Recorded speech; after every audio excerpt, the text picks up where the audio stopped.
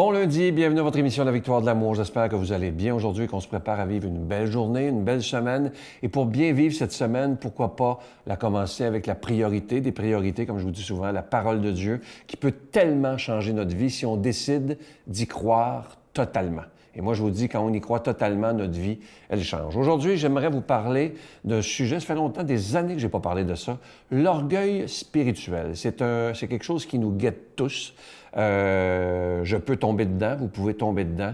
Je ne sais pas si vous avez déjà entendu des gens dire, moi je l'ai entendu, je peux vous le dire, là, et je l'entends encore, quelqu'un qui vous parle de spiritualité, qui vous parle de Dieu, puis là, admettons que vous n'êtes pas d'accord, la personne vous dit, ben oui, mais toi, tu n'es pas rendu là encore, tu n'es pas encore, tu n'en sais pas assez. Ça, je ne suis pas capable d'entendre celle-là.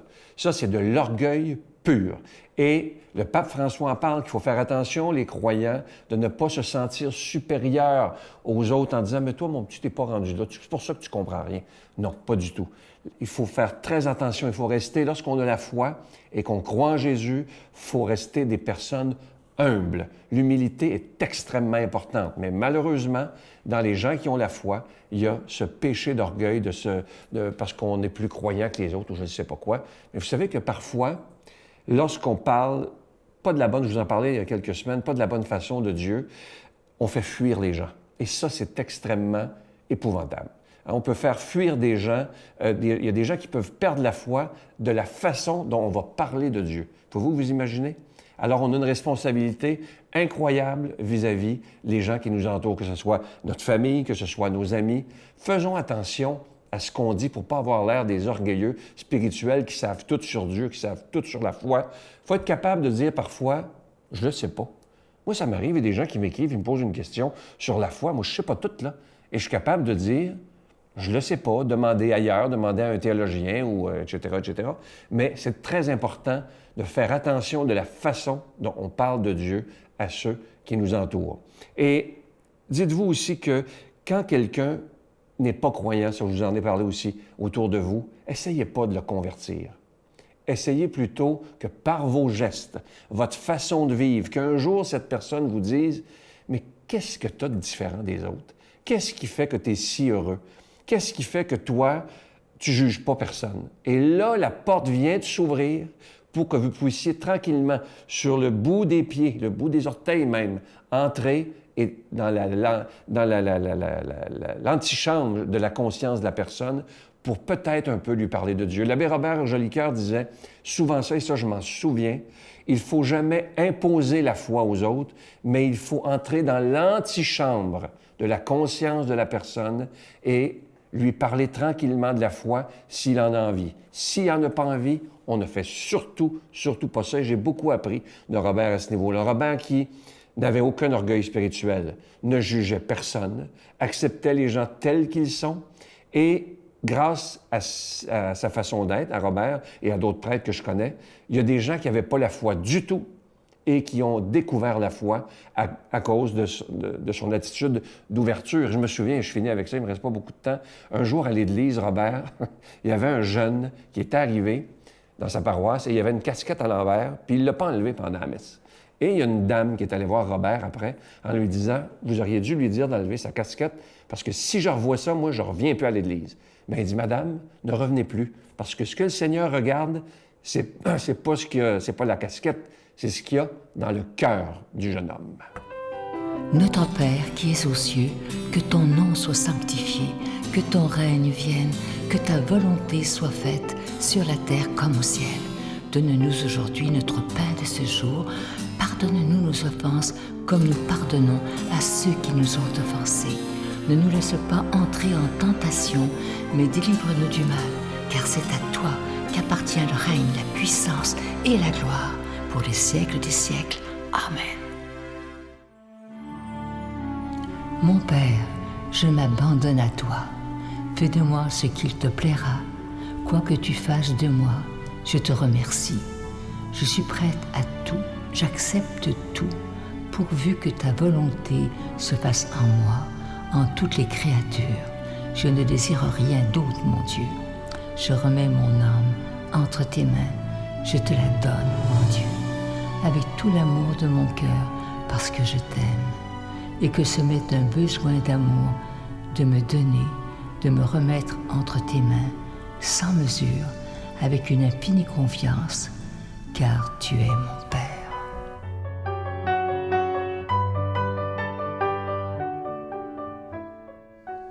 Je suis tellement content de vous parler de ce magnifique cadeau du mois pour le mois de février. Vous savez que le mois de février, c'est le mois de l'amitié, le mois de l'amour.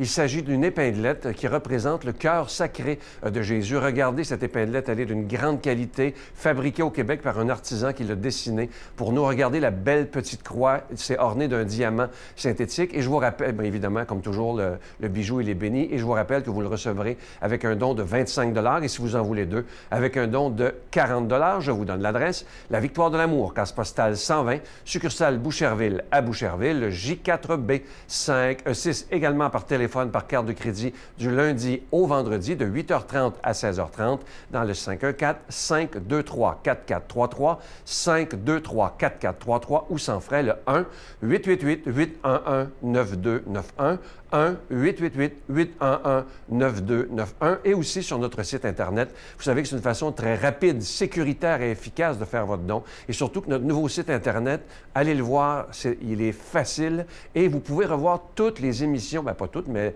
de plusieurs années, les émissions du passé, gratuitement, évidemment, à l'heure qui vous convient. Alors, je vous rappelle, c'est le www.lavictoiredelamour.org. Alors, je vous rappelle ce magnifique cadeau du mois, le cœur, c'est en épinglette, évidemment, le cœur sacré de Jésus, c'est orné d'un diamant synthétique et ce bijou, il est déjà béni. Merci de tout cœur d'être des protecteurs de la foi en ces moments plus difficiles qu'on vit présentement. Et grâce à vous, et vous savez que dans la semaine prochaine, ça fera déjà 26 ans que la Victoire de l'amour a été fondée. Alors merci de tout mon cœur d'être présent et merci de prier pour la Victoire de l'amour.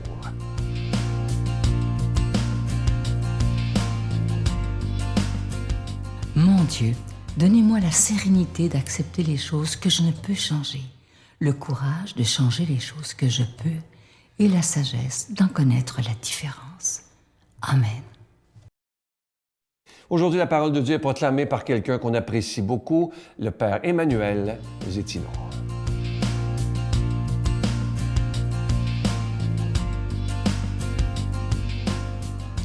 Le Seigneur soit avec vous.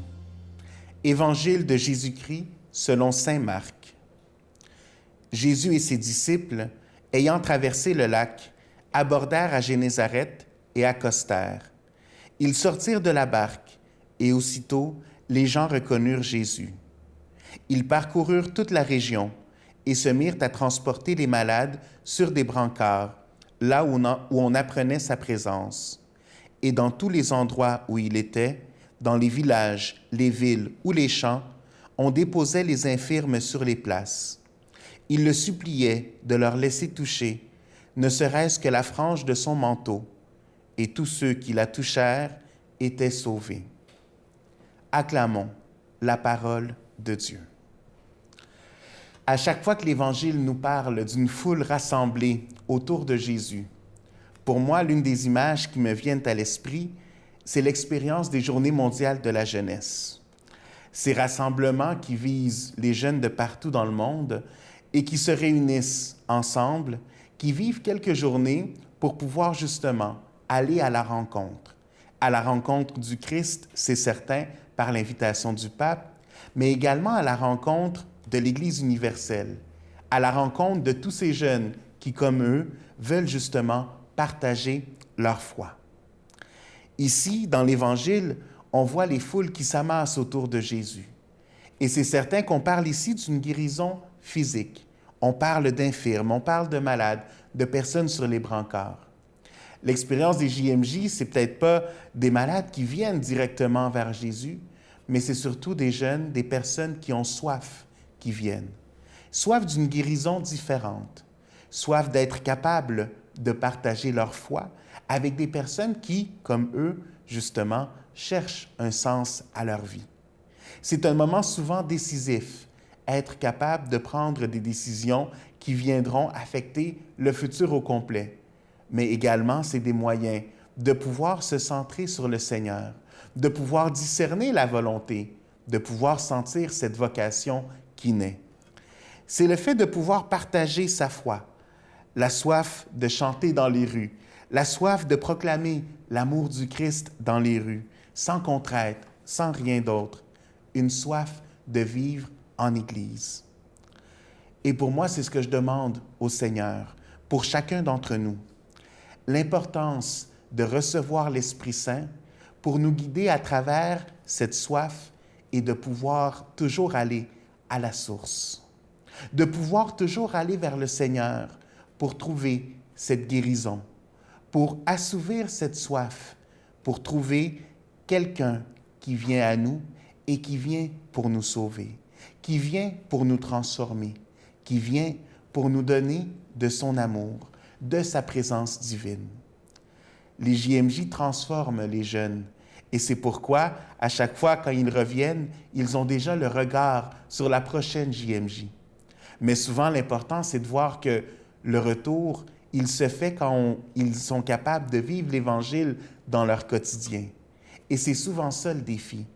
Dans notre rencontre avec le Seigneur, beaucoup de fois, on se centre sur ce moment qui est unique, sur ce moment qui est important, qui est marquant pour notre vie. Mais en même temps, au quotidien, comment est-ce que nous sommes capables de continuer à le vivre? Le Seigneur nous guérit, oui, mais après, comment est-ce que nous sommes capables de vivre avec cette guérison en donnant grâce à Dieu à chaque fois parce que justement, sa bonté est unique, mais en même temps, en pouvant donner aux autres cette soif pour qu'ils puissent s'approcher à leur tour.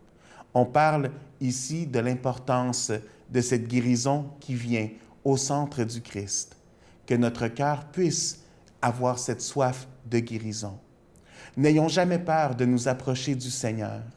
Vivons toujours avec cette honnêteté avec le Seigneur, d'être capable de voir quelles sont nos limites, d'être capable de voir quelles sont nos difficultés, d'être capable d'avoir un cœur ouvert avec le Seigneur. Ne soyons jamais gênés de lui offrir justement ces difficultés et ces défis que nous avons, ces brancards et ces maladies que nous portons.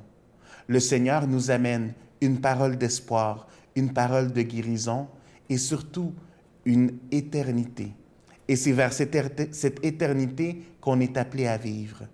Que le Seigneur donc nous donne cette force pour pouvoir continuer notre chemin.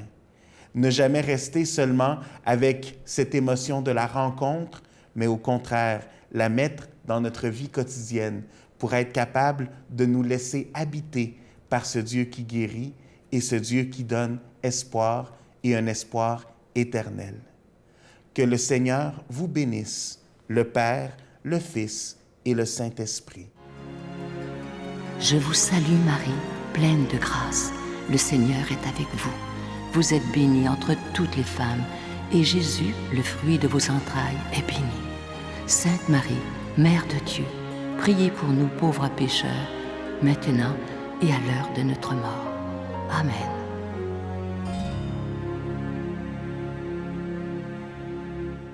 Avant de vous quitter, je vous laisse avec une belle pensée qui dit ceci. Pardonner est la forme la plus élevée et la plus belle de l'amour. En retour, vous recevrez une indicible dose de paix et de bonheur. Et ça, c'est vrai. Le pardon, c'est un cadeau qu'on se fait aussi à nous-mêmes. Il ne faut jamais oublier ça. Ça, c'est tellement vrai. Pardonner, c'est se faire un cadeau aussi à soi-même. Je vous souhaite une très, très belle journée et je vous attends demain avec beaucoup de joie. Bye. Le secret de votre amour, parce qu'on voit que vous vous aimez beaucoup, dans cette journée de Saint-Valentin, c'est quoi votre secret? Je peux-tu le dire, chérie? Ah, voici. C'est la corde à 3 brins. C'est la corde à 3 brins. Alors, le 3e brin, c'est Jésus qu'on met au milieu de notre couple. Mais c'est tout.